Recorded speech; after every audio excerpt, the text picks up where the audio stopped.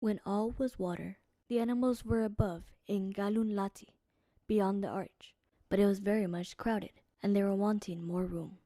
They wondered what was below the water, and at last Dayuni Si, Beaver's grandchild, the little water beetle, offered to go and see if it could learn.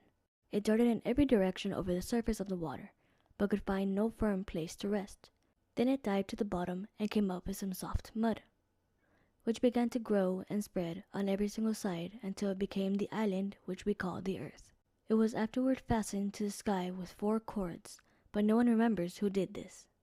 At first, the earth was flat and very soft and wet. The animals were anxious to get down and sent out different birds to see if it was dry yet. But they found no place to alight and came back again to Galunlati. At last it seemed to be time, and they sent out the buzzard and told him to go and make ready for them.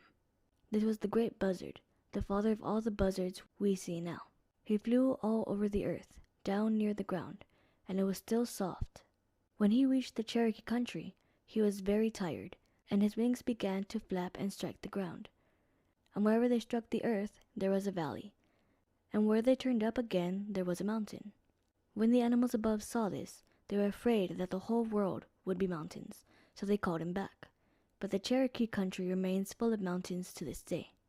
When the earth was dry and the animals came down, it was still dark.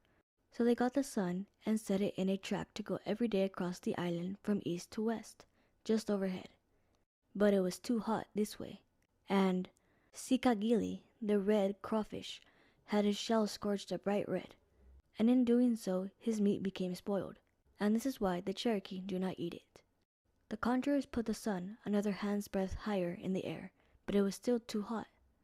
They raised it another time, and another, until it was 7 hands' breadths high and just under the sky arch. Then it was right, and they left it so. This is why the conjurers call the highest place Gugwagine di Galun Latiyun, the 7th height, because it is 7 hands' breadths above the earth. Every day the sun goes along under this arch and returns at night on the upper side to the starting place. There's another world under this, and it is like ours in everything. Animals, plants, and people, save that the seasons are different. The streams that come down from the mountains are the trails by which we reach this underworld, and the springs at their heads are the doorways by which we enter it. But to do this one must fast, go to water, and have one of the underground people for a guide. We know that the seasons in the underworld are different from ours, because the water in the springs is always warmer in winter and cooler in summer than the outer air. When the animals and plants were first made, they were told to watch and keep awake for 7 nights, just as young men now fast and keep awake when they pray to their medicine. They tried to do this, and nearly all were awake through the first night, but the next night several dropped off to sleep, and the 3rd night others were asleep, and then others, until, on the 7th night, of all the animals only the owl, the panther, and 1 or 2 more were still awake. To these were given the powers to see and to go about in the dark, and to make prey of the birds and animals which must sleep at night. Of the trees, only the cedar, the pine, the spruce, the holly, and the laurel were awake to the end, and to them it was given to be always green, and to be greatest for medicine. But to the others it was said, "Because you have not endured to the end, you shall lose your hair every winter."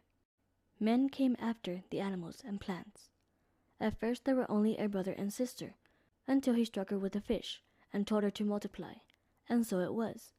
In 7 days a child was born to her, and thereafter every 7 days another, and they increased very fast, until there was danger that the world could not keep them. Then it was made that a woman should have only 1 child in a year, and it has been so ever since.